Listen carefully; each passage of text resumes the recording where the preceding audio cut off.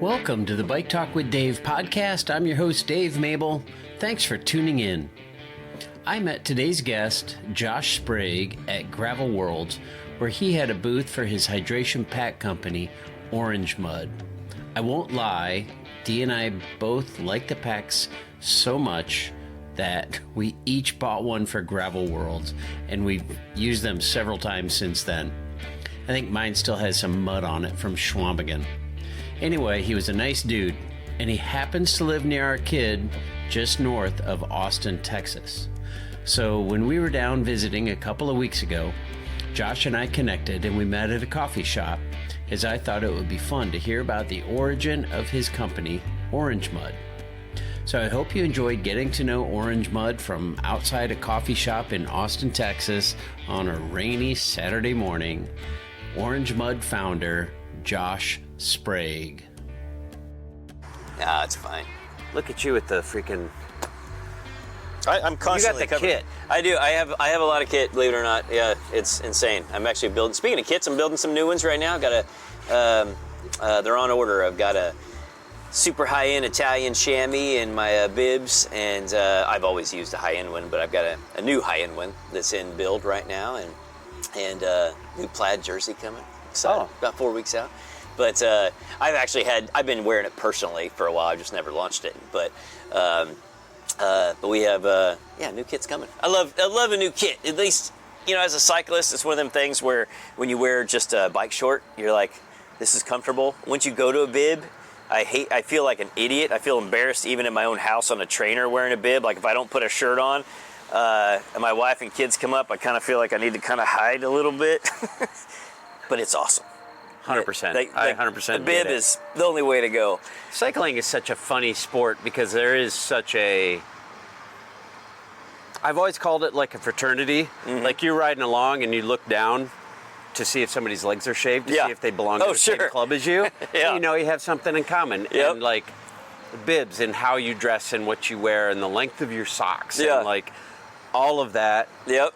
Are you a member of this fraternity? Yep. Or are you not? Exactly. And it's not I don't feel like I'm being elitist, although like my whole background is road, so I'm sure I'm a road snob. Yeah, sure. Although I won't admit it, but I probably am. It's just like, hey, do we have something in common? Yeah. We got something to talk about here? Yeah. Oh, I see you race? Yeah, I race. Oh, what do you do? I'm a Cat 3, I do crits, or I do mountain bike. Yep. It just is something to talk about and something in common, and you see that you have that something in common. Yep. And the kits and the bib are part of it. They're essential, man. Yep. They really are.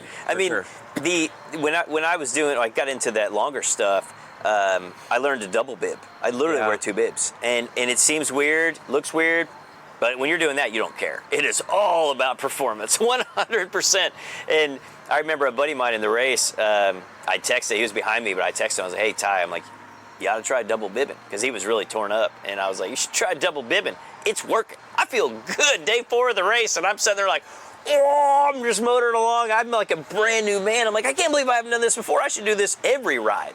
Do you wear a pair inside out and then a pair right side? Nope, both right side out. Yeah. A friend of mine, Bob Breedlove, does that name ring a bell? Does ring a bell. He was a Ram guy, tandem, double transcontinental tandem. He was a good friend of ours, but he would wear a pair of shorts, bibs, inside out. Yeah. And then another pair over them, right side out. And he liked the smoothness of the Lycra. Yeah. Where it needs to be. That's probably not a bad idea. It's worth trying. Yeah. Dr. Bob invented and approved. Actually, it might have come from Lon Holloman. Do you know that name, Lon Holloman? I don't think so. Susan Notarangelo. They were early Ram. Early Ram. He might even be race director now. I don't know. I should have him on the pod. Yeah, exactly. Speaking of pod, Josh Sprague, welcome to Bike Talk with Dave. Yeah, Thanks tons for finding time and meeting me on this glorious, sunny, warm Texas day in it's pretty much just like that. Austin. Yeah, it is pretty much like that. And despite the rain and clouds. Despite the rain and clouds, it is. I have a kid who lives here, another one who was here for an internship, building rockets, which is kind of cool. And by the way, we were up there at the Rocket Ranch yesterday, and they were installing a new engine, which is like 4 times the one engine of this new rocket is as powerful as 4 of their smaller engines that is launching on a pseudo regular basis. That's cool. They were putting it on the test stand yesterday. We got a tour of the place, which is just so cool. And my son's like, they're not going to fire today. They'll just put a tarp over it. And I was like, really? Over a freaking rocket engine overnight? Yeah. He's like, yeah, it's like, what's going to break? I'm like, I don't know. It just seems fancy or something. Seems like it needs some silicone dome or something. Like 7 o'clock last night, he shows me a video of them firing the thing off. And I'm like, dang, nabbit. Yeah. We missed a hot fire test by 2 hours. Yeah. Doggone it. I still got to see one of them. Anyway, why'd I get onto that? Austin, Texas. So we're down in Austin. It's fun to come down, but this is as green as I've ever seen it. Yeah. Here in Austin, it is. It's just happened in like the last week. It feels lush. Yeah, it's just the last week. Yeah. But pretty soon it'll probably be dead. Last year it was dead because we didn't get rain from May through September. Like zero rain. And but hopefully this year this will carry, but at least another week. I have high hopes and low expectations. Yeah. So Josh, we met at Gravel Worlds last year. Fun to meet you there. Dee and I got our backpacks, our hydration packs. You are the it says co-founder. Yeah. Oh, with your wife. Yep. She's your partner. Yep. Of Orange Mud. Yep. That's me. What is Orange Mud? How do you describe it? What's your elevator speech on what is Orange Mud? Yeah. We make hydration packs for endurance athletes and workout accessories. So, I know you've a dozen years now. Congratulations. Thank you. And I don't know. I'm always curious. What was it about the hydration pack world that you felt you could do better in 2012? What was missing? Yeah, so I used to adventure race a lot and mountain bike race and run and everything.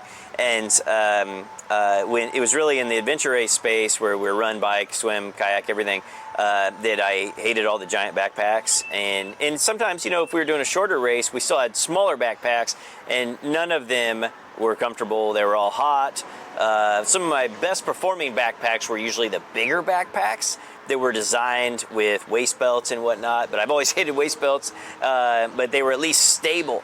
But all your smaller backpacks, they ride high on your back in theory, but they swap around, or they kind of slide around your back and chafe you and whatnot. And we were just constantly torn up and constantly hot. So it was actually during an Ironman training cycle. It was towards the end of that I was frustrated one night. I went out for a run.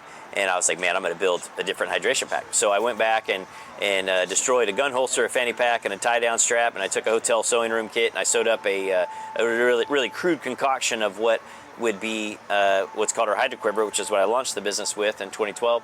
And it was a bottle-based hydration pack that you can mount on your shoulders and right behind your head, which is a really stable point. And when we adventure raced, I constantly had time staring at my teammates' backs. We're out there in teams of 3 or 4 racing all the time, forever.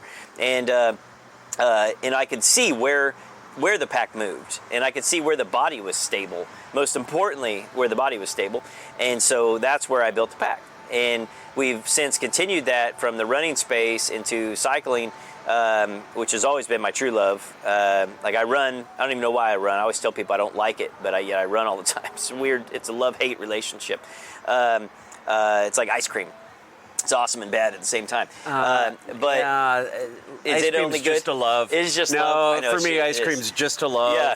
It's the love handles is the problem. Yeah, for sure. Well, that's why we ride, why we run. That's why we have the hate to burn out the handles. Exactly. But yeah. So the bottle-based pack is what started it in the run, and then we carried over that same methodology. And of course, quality is the other one. I can't tell you how many backpacks I bought, and I still do. I buy competitions packs all the time and test them out and see what I'm doing right, what I'm doing wrong, and there's a lot of good stuff out there, but there's also a lot of stuff that's just junk. And expensive stuff that's junk, and you'll rip it in. Like on the first use, I can't tell you.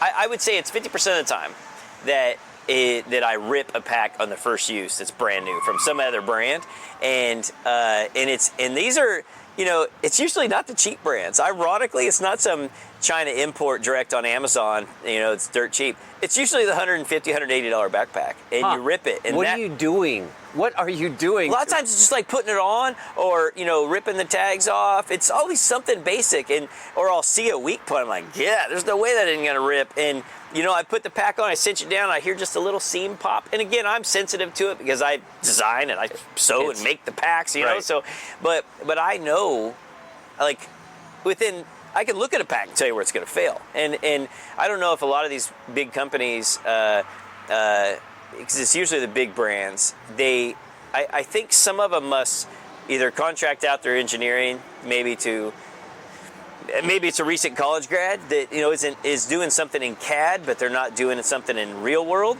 and maybe they're building it for pros, but not an average human. So the body type's different. I don't know. There's a lot of weird things, or they try to go too weighty. That's 99%. Well, that's probably 80% of the problems I see is they're using a material to make it lighter than mine, but it's going to rip, or it's not going to be stable. There's a million problems that are caused by just going with lightweight. And I always tell people, I'm like, yeah, you're right. Brand X, they're 100 grams lighter than ours. But when you ride or run behind them, you're going to see that 4 pounds of water in a 70-ounce bladder. You're going to see that 4 pounds of water shifting around. What's a projected weight of 4 pounds of water slamming to the right and left over and over and over?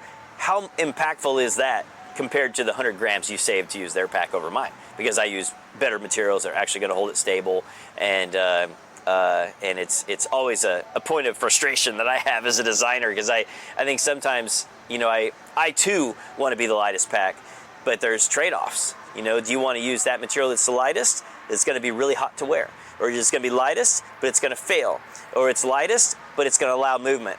All three of those things are bad, so I don't. I have my limits where I can get it to based upon current fabrics, and I don't ever make an exception for that. That's why we have hardly ever a return. If we do, it's just because it doesn't fit somebody right, and that's okay. So that happens.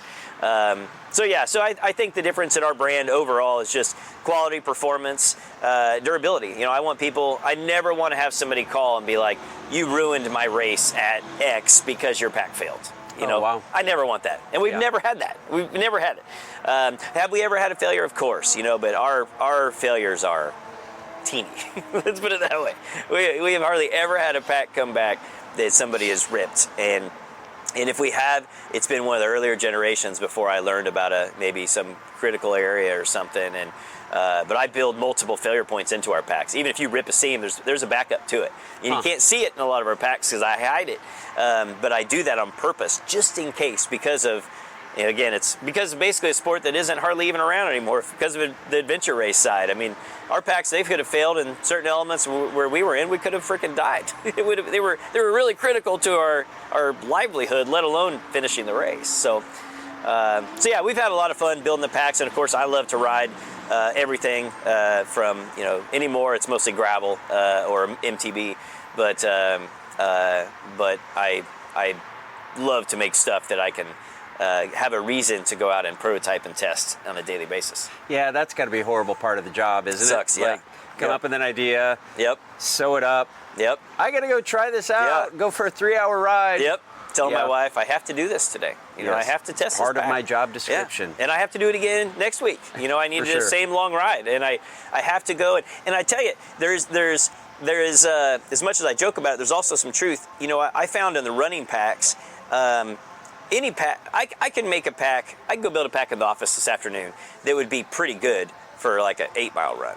But I found 13 to 18 miles is the sweet spot running where you find the breakdowns. You find where the material starts to stretch just a little bit, because of sweat and fatigue. Or you find this pack feels great for mile 4, 5, 6, 8. But usually about, again, that somewhere 8, 13, 18. It always seems to be one of them kind of few pieces. All of a sudden you would find wow, I'm starting to get a hot spot here. But it's always in those distances. And if I find if I can run past 18 miles in a pack, I know it's good. So a lot of times it's the long runs or it's the long rides where you start to develop what is seemingly a really small weakness, but it starts to really become magnified in the longer stuff. So you really have to do long endurance things to test hydration packs to a level that ensures that they are going to be good. Yeah, we've been. I think we bought your original or your main. I don't know what model we have. I think it's the endurance pack. The endurance pack. I think. Yeah, sounds good. Yeah.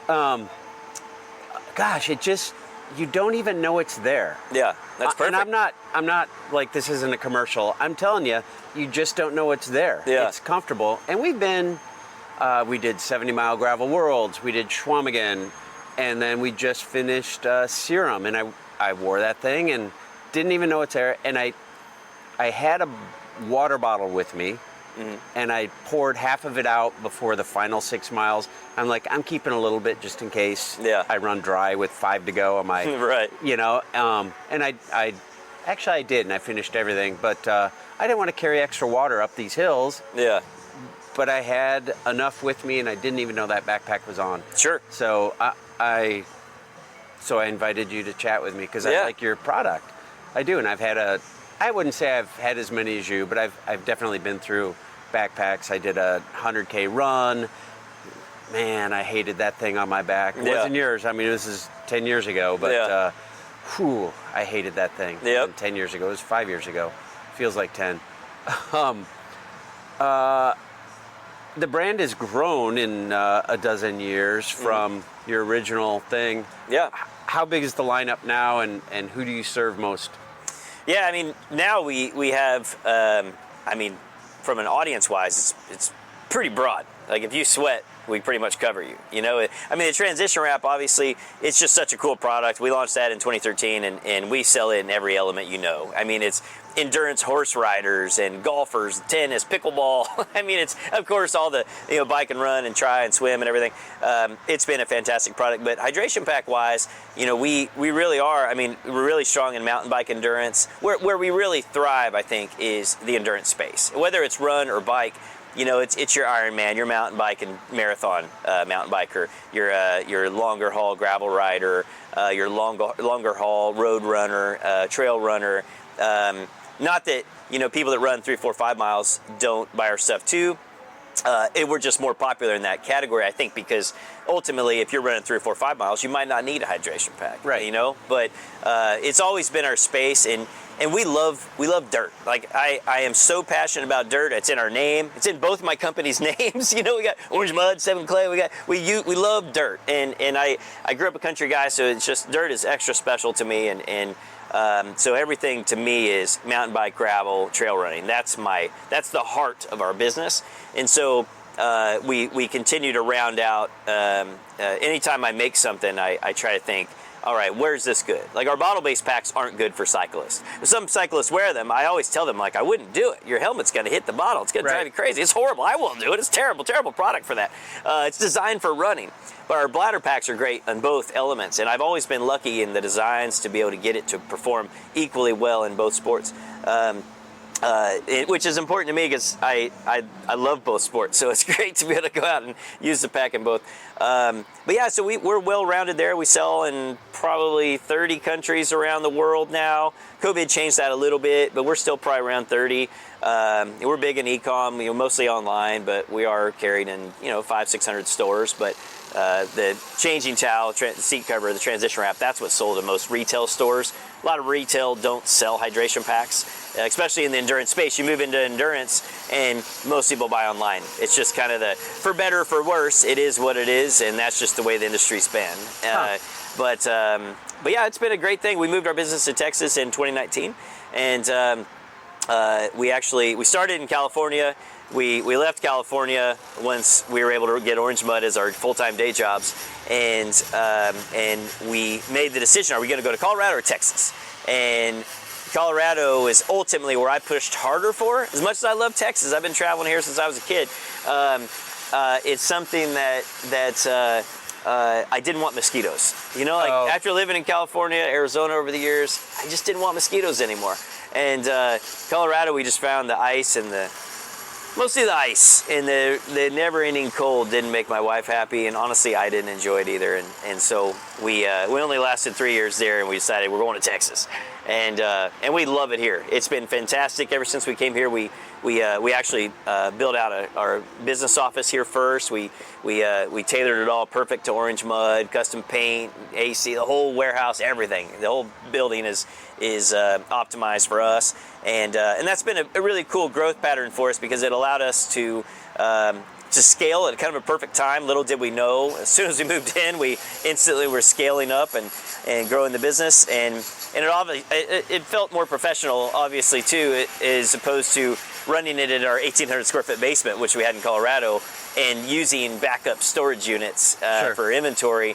Like, that was a pain in the butt. And like every day, my wife would be like, "Hey, we need 12 boxes from the storage unit." I'm like, "Great, let me go over there." And I had 17-foot tall ceilings in our 30-foot storage containers as storage units, and I built warehouse racks all through them. I mean, I was the most organized temporary storage unit guy around, but I didn't enjoy that. So having our warehouse has been really cool, and it's just nice too to have employees there where they don't have to come to your house. It's weird for them, weird for us to have them in the house. And, that makes sense. And so it's just been a better, as odd as it sounds, it's better team feel too, having an office as opposed to your house running a business. So it's been a good thing.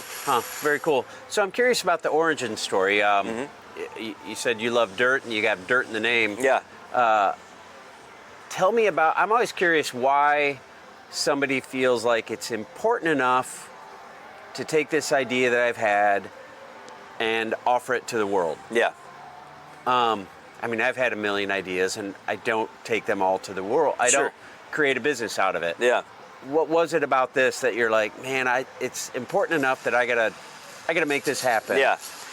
Yep. Yeah. So the straw that broke the camel's back for me was I was doing a run. I used to run around this substation by our house. It's a power plant substation, and it was like a 0.6 mile lap, and I'd go out there and bang out miles. And so I'd stash water bottles because I hated handhelds, I hated waste packs, and I had a water bottle stash that was right by this road called the Imperial Highway. There was a sidewalk there, but it was a dirt trail that I was running on, but I had my water bottle there, and on one of the laps I saw a coyote, and I thought, that's pretty cool, there's a little coyote running around. But then on one of the other laps, I saw a homeless guy walking down the street, and one of the two either peed or drank from my water bottle, because I don't know what pee tastes like, but I'm telling you, when I came around on one of the laps and I grabbed my water bottle, I took a drink from it, I'm like, oh God, something bad was on that bottle. And it smelled like pee, and it did not taste good. And it ticked me off. I'm like, this is why, like, I got to build my own freaking pack. And so it was like 3 months later when I went out for a run one night, and I think I was running 8 miles or something, and it was just far enough I wanted water. And because it was in September, it was pretty hot, and that's where I was like, man, I need to build something, and people need this because if it worked, obviously, and once I built it and it didn't move, it didn't bounce, I didn't feel it, I didn't know it was there. That was perfect. It's the whole goal. And so once I made that, I thought, this is going to be really cool. This will be great, and it's going to cost. I remember telling my wife, I said, hey, we're going to start a company. It's going to cost $50,000 probably, and worst case we'll have 2 backpacks designed for you and me, each worth $25,000 each. It's great value, right there. In best case, we can maybe sell some backpacks and pay for this thing. And to boot, at the time, my boy was born in August that year, and this was December when we really got things kicking, and that year, and I was like, we quickly saw how demanding the children are, and I was like, man, if we could get it to where one of us doesn't have to work 80 hours a week, maybe my wife or myself could run Orange Mud from home, maybe we could, especially knowing we're going to have another kid before too long, maybe we could make that work. And yeah, so the combination of factors got that going, and January 2012 we incorporated. By October we launched it, the Soma Half Ironman at Arizona, and then we did the full Ironman after that. And almost everybody buying our packs, I ask them, what do you do? What's your main sport? And everybody's like, I run trail and ultras. That's what I do. and I just do Ironman for fun. And I was like, okay, cool. Like, how do you run 100 miles with a 24-ounce water bottle? Like, there's plenty of aid stations. I was like, okay, all right. So then that's what made the line expand to 2-bottle system. And then, of course, being a cyclist, I wanted a bladder, but yeah, people running bladders too. And so we carried into the endurance pack, which we launched at what was used to be the Dirty Kansas a long time ago. I don't remember how many years ago it was, but and it just kind of continued to grow from there. Huh, wow. Tell me about the name. It's a unique name. Yeah, so my middle name is Clay, which I always thought was really cool. And I always thought it'd be neat if it was my first name. But when my boy was born, my wife and I argued about it to the nth degree. And I wanted to name my boy Clay. And she's like, no, your name's a stupid name. And she said what? Yeah, she said, no, your middle name's a stupid name. We're not going to do that.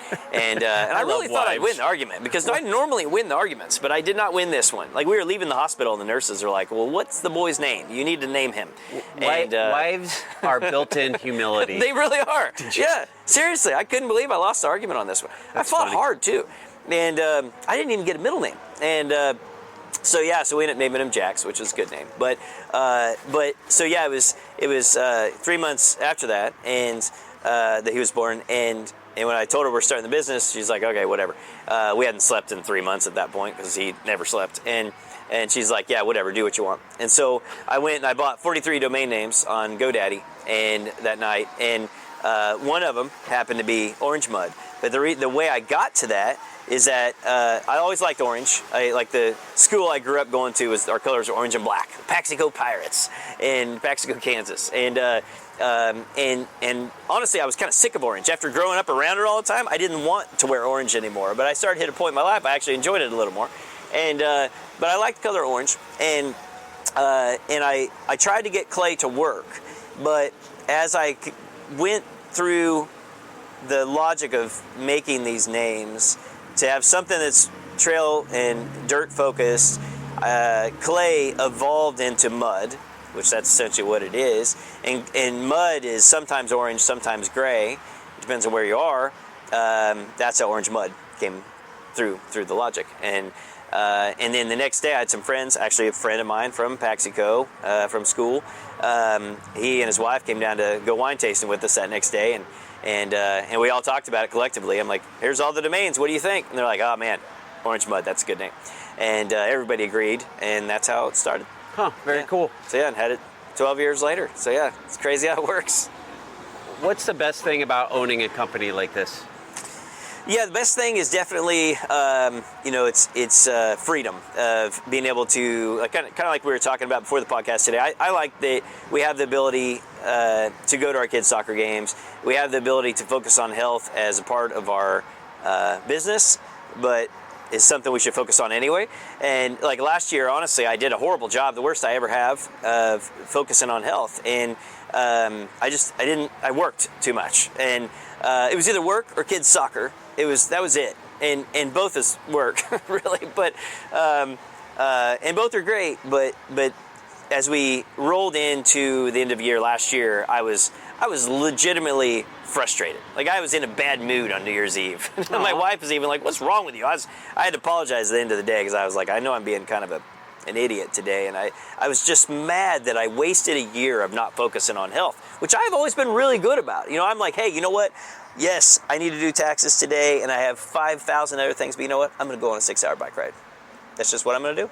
And I did a terrible job of that last year. And so this year, my wife and I both did a terrible job. So this year, we have been hitting it, and we've been getting really excited to just regroup a little bit and get back into that, because we have the power to set our own schedules. We work all the time. We can take a break. We are entitled, I think a lot of business owners forget that you're entitled to take a break.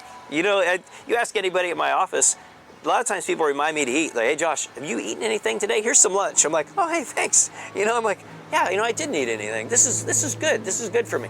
But it's so easy to get distracted. But yet, if I died tomorrow, no one's going to be impressed with me starting Orange Mud or our other business. It's It's, hey, you know what? He did a lot of cool things. And I hope that's what people are going to be proud of, like the fun things that I've done in life, not running a company. Yeah. So Orange Mud is a byproduct. The way I always see business is that it's just a byproduct of, in my case, a lifestyle extension. And it does allow us the ability to break off early and go mountain biking for 5 days if we want to. And again, we're terrible at executing, but we are better. We're always working to get there, and it's one of the challenges I think of scale is as your business grows, and we started another business almost 5 years ago now, which seemingly it actually started by accident, kind of, well, really, but it also is kind of tough because we were finally getting those freedoms where we could have more freedom and go play and take advantage of that lifestyle, and then all of a sudden we were back in almost startup mode. So.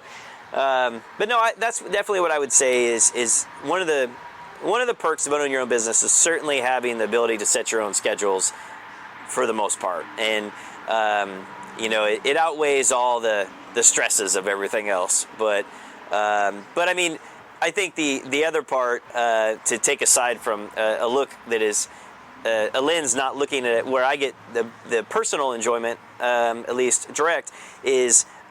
It's really cool to see all the people that buy our packs and go complete their passion project, which is a race or a big bike packing event or a trail run or unsupported or hiking some big massive piece of land that they want to go unsupported or whatever and fast pack it and that's pretty cool. It's cool to see the transformation that that some of these people have that. Like at Leadville, one of the most impactful ever that I can think of is this guy came up to me at Leadville in the marathon, actually. This is probably 7 years ago or so now. And he came up to me, and he's part of the Missing Chins Club. And there were a group of people that a lot of them are severely overweight or have lost a lot of weight and used to be severely overweight. And so, hence why they call it the Missing Chins. And he came up and he's like, why you guys always make these packs for these skinny people? And I was like, hey man, this pack fits a 54-inch chest. I was like, you're a big dude, but I bet this will fit you. And he's like, it's not going to fit me. And I was like, I'm telling you, it'll fit you. You don't have a 54-inch chest. I'm guessing 50, 52. And he put it on, and I shit you not, he had a little tear come out of his eye. Aww. And I was like, I had a little tear come out of my eye. I'm like, I'm going to hold my stuff together. I got to hold it together. I'm trying to get awkward, And one of the coolest parts is that he was ecstatic about that, first off, and then the next day I was running the trail marathon, he was doing the half, and the trail marathon intersects the half, and because they do half the course, but they have kind of a loop, so we all get to finish together, and I passed him and his wife not too far from the finish line. And I asked him, hey, how's that pack working? He's like, it's great, man. I forget, tears streaming out my eyes. I'm like, cool. I couldn't talk because I was like, I got to keep moving. But I was just too, emotional from it. It was so cool to see that I made something that somebody bought that made them complete something that is a way bigger journey than I can appreciate. Sure. And since then, we've had tons of people from that group that have reached out over the years, and I customize packs for free for anybody. If you're bigger or smaller, you don't want extra straps, we'll always customize a pack for free. And we've always done that. And there wasn't even a thought. No, you don't need to pay. You just tell us you need bigger straps. We'll sew them on. It's no big deal. So that's been.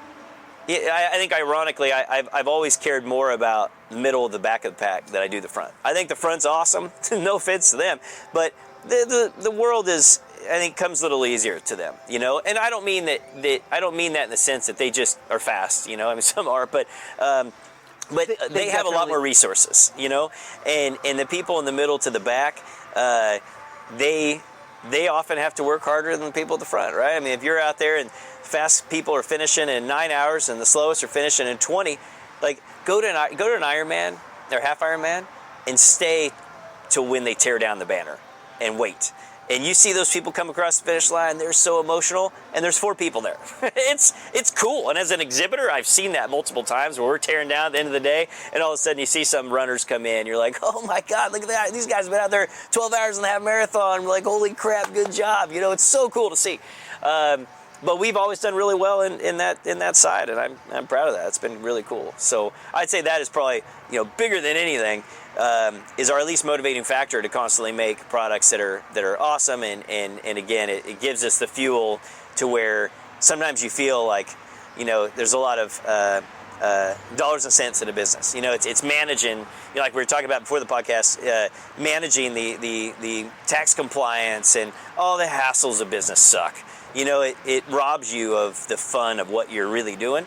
So you have to look sometimes at social media. You have to go to events and meet people to where you realize, like, okay, what we're doing is right. This is good. We are helping, to get people outside. And that's ultimately what I want to do. I mean, it's what I was hoping to do today, but with this rain, it doesn't look as promising to go do this big bike ride I had planned. I have to delay till tomorrow. I asked you yesterday if you knew something I didn't know, because we're planning on indoor activities today for sure. Yep.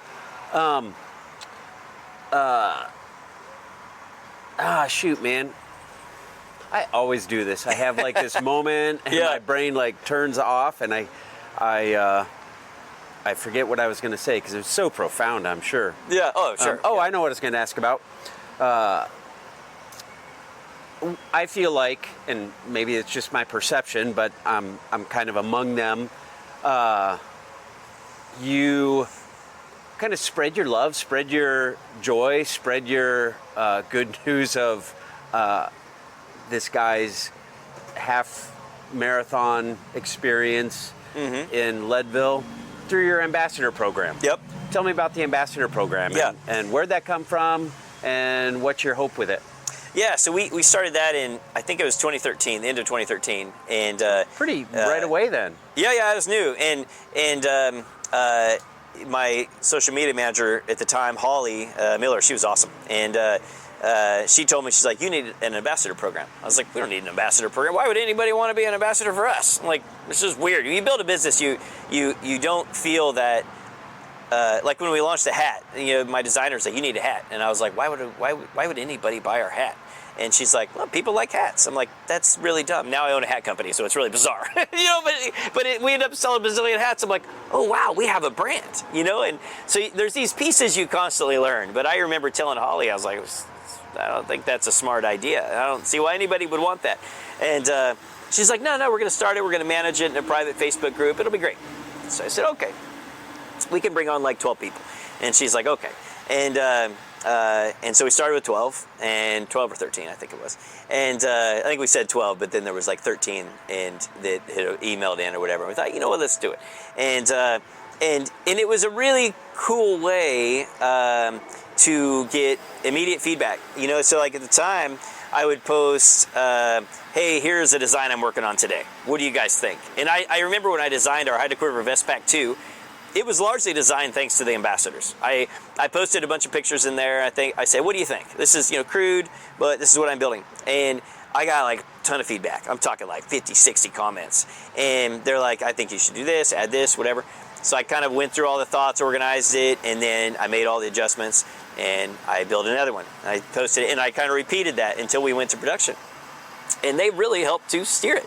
My windbreaker, I said, hey, what do you want in a windbreaker? Seemingly a simple product, but when you look at like the 40 features in our windbreaker, I could argue with you the windbreaker is not a simple product, and the demands that people have will also blow your mind, and the wants that people have. So it's been really impactful. Anytime I design something that is a change from our standard, I always post in there and just get feedback, and I have to be careful with the feedback because they are brand.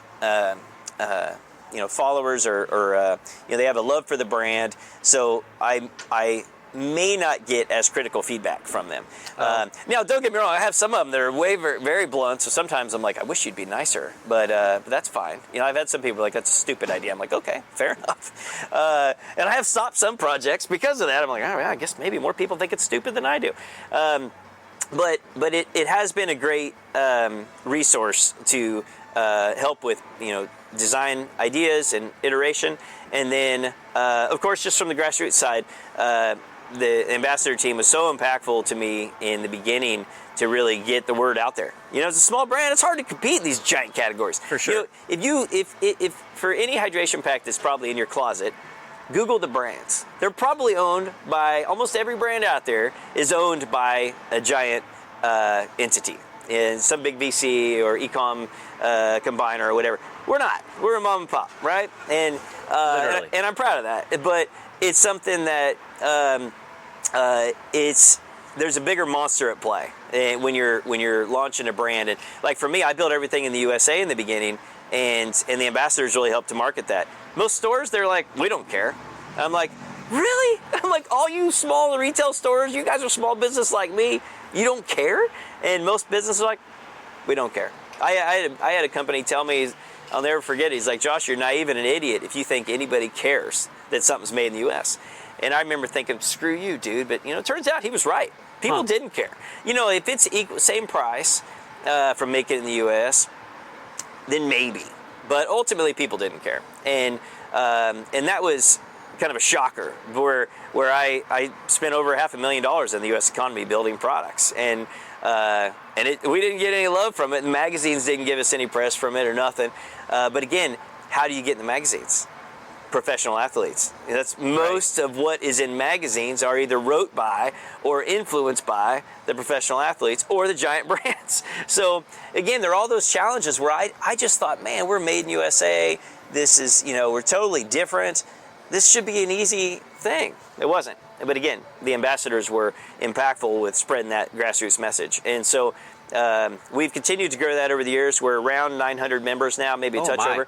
And we use it as just a great way to meet up. We go to, like Gravel Worlds last year. We made that one of our official events that we're doing for the year. We're getting ready to do the Whiskey 50 in Arizona next month.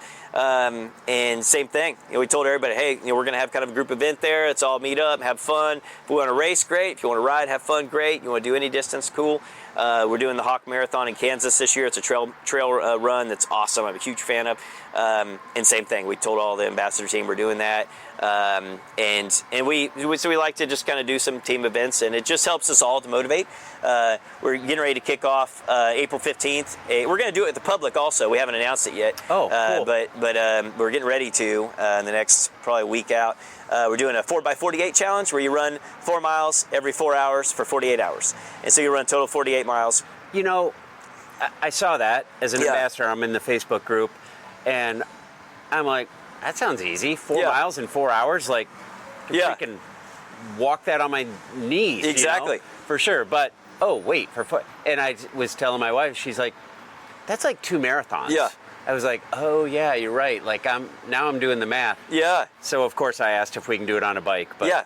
Well, and that challenge is coming up later. It is. So I came up with the Saddle Sore 150. I thought it was just a fun name. Hopefully there's not already a race that has that somewhere. I didn't Google it, but it's the Saddle Sore 150. We're going to do that. I think actually we're going to pull it into May. We were going to do it in July. But same thing, self-supported. It's about suffering, and that's what is fun about. I think about endurance sports. It's about suffering, but it's about sharing and suffering. And one of the things that I find as I get older and after competing in hundreds and hundreds of races, that I don't enjoy the race as much, but I enjoy the camaraderie. And so one would argue that has to be tied together, but it doesn't, because like with this 4x48, we're just going to post a social, we're going to have fun. And you're going to see people that are going to go, and we're going to do it for a month. So once you start your 48, you need to stick with it. Or like when you do the 150, you start it, you're going to finish it.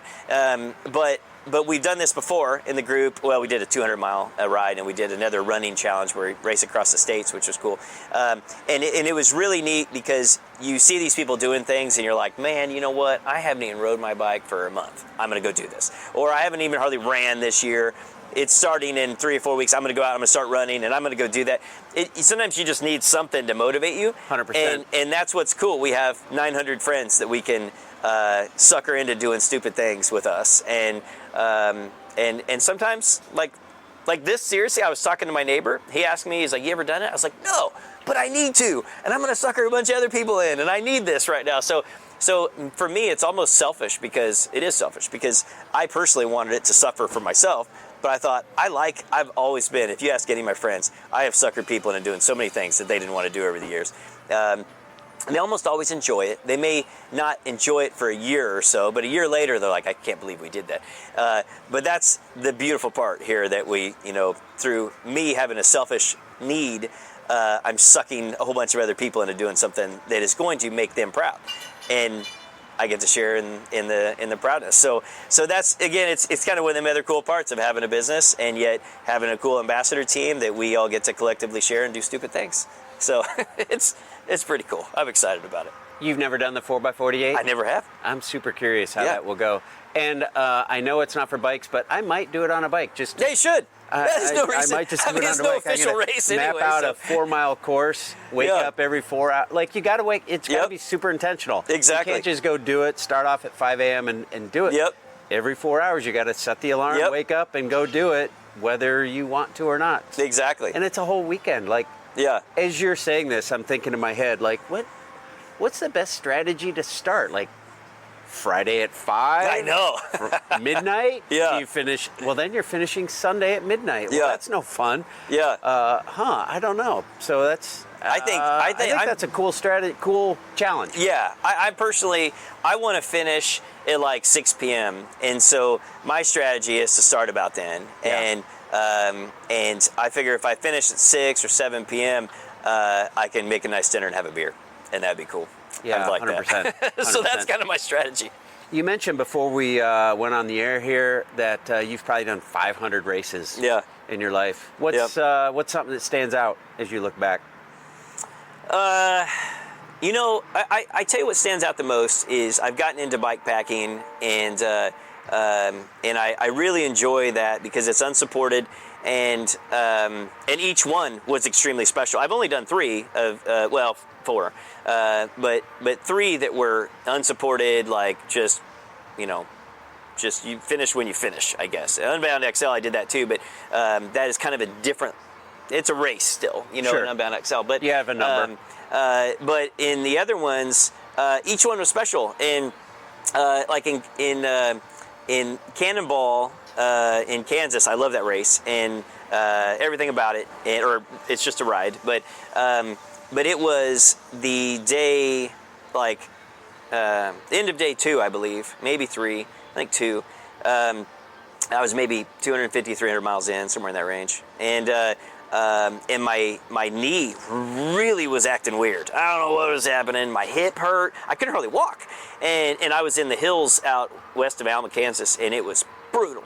And that night, we have sat trackers on us, and my dad, who is very not technical savvy, he did somehow figure out how to track me on his flip phone or whatever it was, and so he was going to meet me in Alma, and because I was going to get gas station food at the stop shop, and I was like, I'll probably be there about 6 or 7 p.m.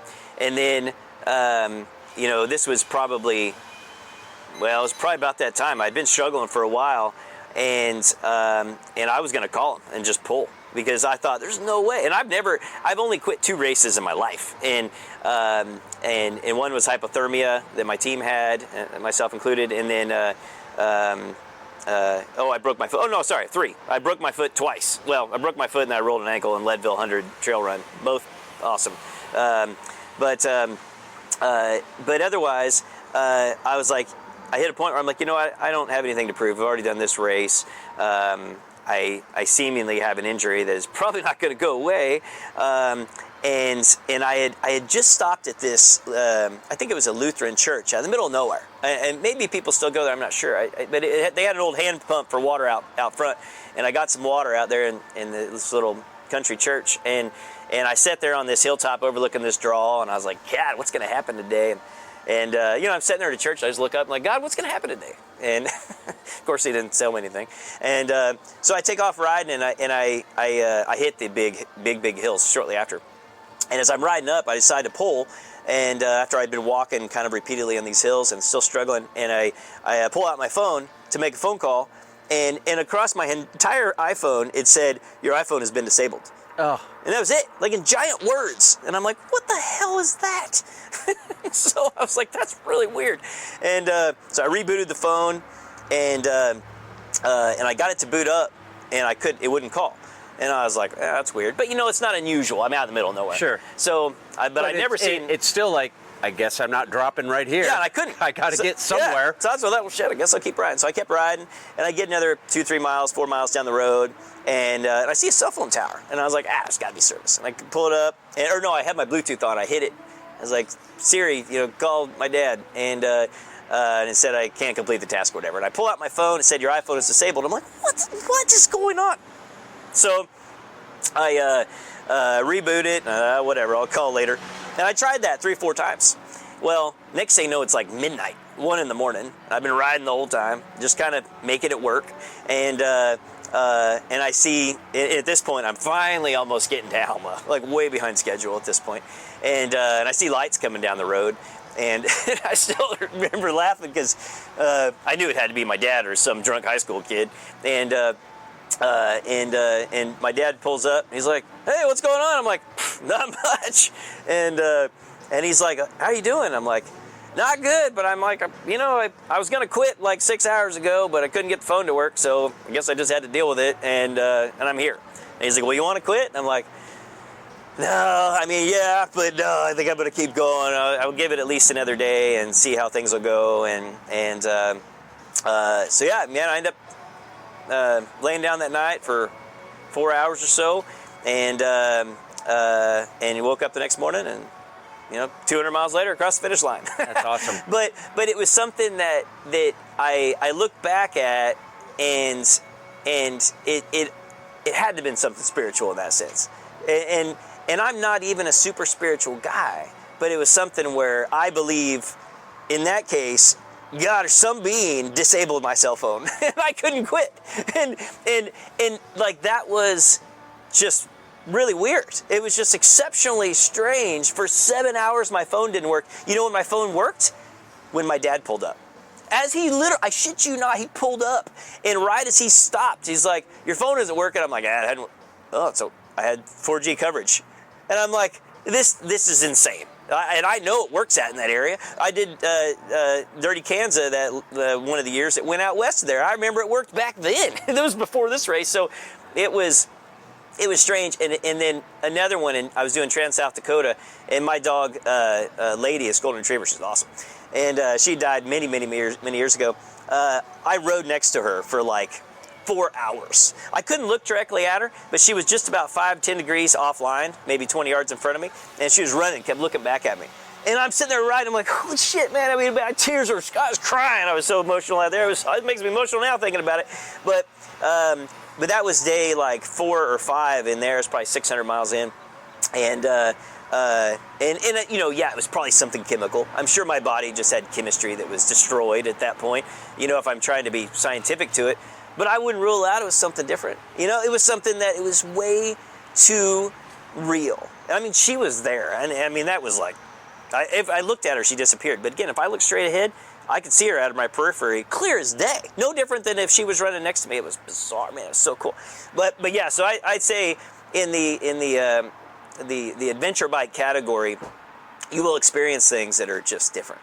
And I don't hardly ever got that runner's high and that type of thing. But when I'm purely suffering, and it's not even that really. In the adventure bike side, I mean, you suffer because your butt hurts. Set on a saddle for freaking bazillion miles.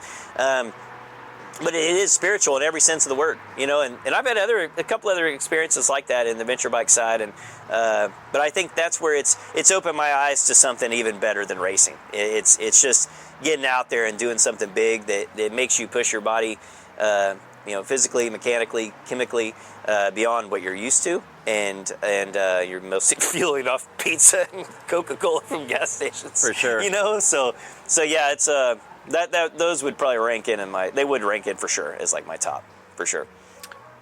I am planning on, and it scares me, the Arrowhead 135 next year. Yeah. I don't have a fat bike. Sounds terrible. I haven't done. Yeah. And I just received my orange mud frame bag. Nice. So yeah. you're gonna help me get through that thing. Hope it doesn't freeze shut. That's right. As an ambassador, I'll let you know how it goes. Right. Ugh. Hopefully, we'll get some cold weather tests in beforehand. Yeah. But as I listen to you, do you see the orange mud line evolving into some backpacking stuff? Bikepacking? For sure. Yeah. And so, we launched that Top Tube seat bag, frame bag all at the same time, and I really like them. Our Top Tube does fantastic in the bikepacking side. As far as kind of making like the whole custom frame bags, I think there's a lot of businesses that focus on that, and they do a great job. And we've thought about jumping into that, like, let's build custom frame bags for everybody. But ultimately, when it comes down to the resources we have, I don't see that being the plan. But I do.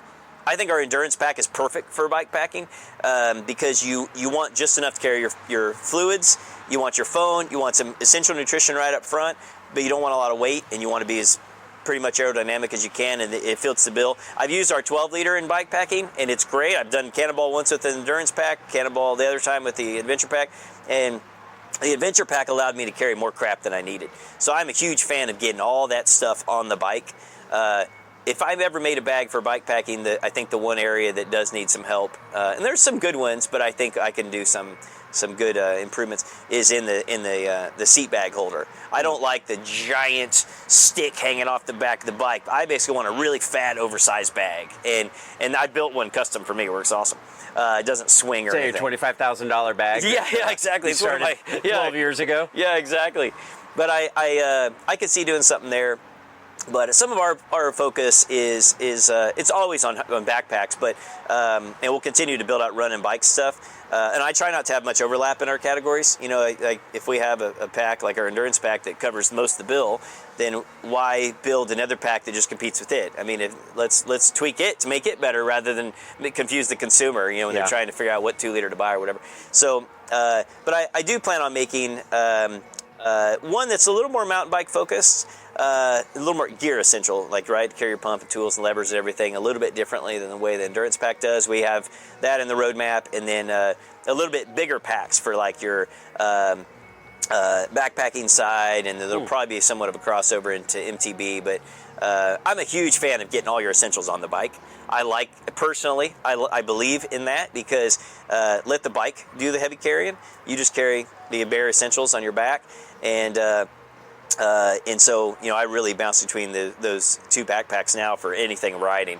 12 liter if I'm like doing some big mountain bike ride or something, I need layers and whatever, that's where it's great. But otherwise, I don't usually need that much, and I think most people are in the same category. I think a lot of people will buy a 3 liter because they're like, oh, I drink all the time. It's not often you drink 3 liters. Right. You know, you may fill 3 liters, but you often don't drink 3 liters. And, you know, if you really need 3, carry a bottle in the 2 liter. And, I mean, I've done a lot of pretty epic stuff with the 2 liter, and I've done a lot of epic stuff with the 3 liter, but I also have emptied that 3 liter a lot afterwards. And that extra little bit on your back, that's just an extra couple pounds. It is. It can add up and become not comfortable after a while. A couple pounds up every hill. Yeah, it starts to suck. It does start to suck for sure. So yeah, it's worth thinking about and experimenting with, you know. I mean, as you do this longer stuff, every time you're out, you're learning. Yeah, for sure. Yeah, and I mean, to me, I think 2 liters is awesome because you get that 3.5 hour reach generally with that, and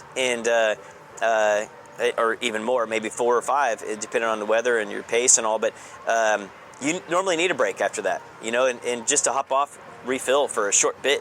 You know, as long as you have an opportunity to do that at some point, take advantage of it. You know, sometimes you just need to get a little blood flow in your legs for if you're racing and you're trying to split the minutes and everything, you know. Sure, you know, maybe you have different strategies, but for most of us mere mortals, we're happy to get off the bike and eat a peanut butter and jelly sandwich and top off some water and maybe sit on the ground for half an hour for that matter. So I've done it all. I've had the super quick transitions when I've had the, hey man, I'm gonna take a break for an hour and just enjoy life for a minute and eat a pizza. So yeah, that's awesome. Yeah, it depends on the person with how they're gonna buy a pack, but yeah, fun stuff. Speaking of buying a pack, how's somebody find you? Yeah, orangemud.com. Orange like the fruit, mud, M-U-D. We do have a lot of people that thinks it has 2 Ds for some reason, but it doesn't. It's mud like mud, and orange like the fruit. So yeah, orangemud.com. Check us out. Awesome. I love it. Yeah. Listen, thanks again for carving time out of your morning and meeting me here at the coffee shop. Heck yeah. On Beautiful this day. Beautiful, hot, sunny day. Yeah. I don't know. It's not raining right now. There's still a chance for a ride today. I'm just saying. It only rained like 0.1 inch. Perfect. Does Texas drink the stuff? If it 0.1 inch in Iowa, we're not riding for 3 days. No. It'll be good this afternoon. Yeah. Probably good like actually right now. Anywhere in this area. South Texas, you get clay, or actually North Texas, you get clay. And it could be kind of a mess. But no, down here, you can go riding right now. Like without a problem. North Texas, that clay, when it rains, Yeah. turns to some orange mud. It's orange mud, for sure. I love it. Thanks again, man. Appreciate it. Heck yeah, thanks for having me. Now that's a guy with a million stories. I'm sure we could have stayed and talked for hours more, but I gotta say, I love hearing the origin story of a successful business like Orange Mud. It's super cool to find out just what inspired someone to actually make the decision to fully commit to an idea. It takes guts. Like Josh mentioned in our conversation, you can follow Orange Mud on Facebook or Instagram, or just dive into the website at www.orangemud.com. Speaking of committing to a great idea, check out the Core 4. Who's ready for some Core 4 news? After a huge spike in riders and a super thank you to everyone for coming out this year, these guys jumped right back into the fire. It's no surface untouched again for 2024 because Core 424 has a sweet sound to it, no doubt. New routes, new distances, and a new you. That's right, y'all, they are mixing it up with more surprises and delights. New for 24 is the Core 40 distance. Just a bump up from the 20 mile and still has all the farmscapes and B roads and champagne gravel you'd expect from the folks at Core 4, just without the single track. They're telling us 60 is the new 50, miles that is. It's a no-surfaced, untouched, podium-eligible route with all the cats in addition to their marquee 100-mile event. It's the perfect blend of competition and community. We want Core 4 to be on your event calendar for 2024. Jump on Bike Reg today, snag your spot before this event reaches its cap. Come ride the wave and get more bodies on bikes. It's blazing hot action every year, and they'll keep the fire stoked all winter long with the 20, 40, 60, or 100-mile route. Core 424 has something for everyone. It's time for the next time. Let's go!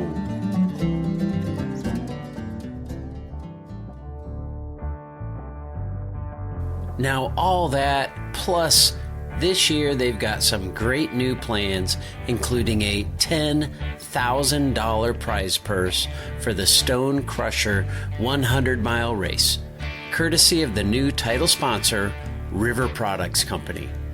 And it honors Chris Lillig.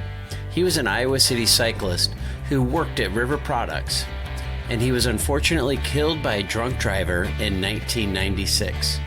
There have been a bunch of races and rides held in his honor since then, and I'm sure Chris would be honored, and he'd still be here racing today if he could. So join us this August in Iowa City, and for more information on Core 4 and the new title sponsor, as well as all the race distances and registration, head on over to core4.bike, and why not sign up today? Now, I really appreciate you tuning in each week, and I'd love it if you would rate and review this show on your favorite podcast platform. And if you want to support the show financially, just look for Bike Talk with Dave at buymeacoffee.com and drop a few coins in the cup. If you do, I'd love to send you a sticker.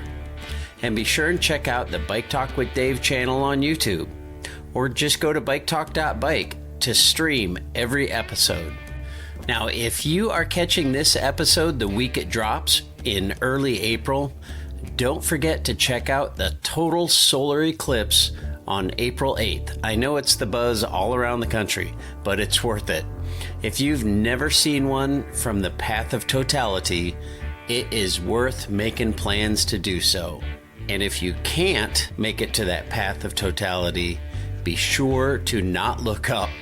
Actually, look down and see all the little crescents in the shadows of the trees. It's super cool. Now, I know a solar eclipse is awesome, but we all know that nothing compares with the simple pleasure of riding a bicycle. Have a great week.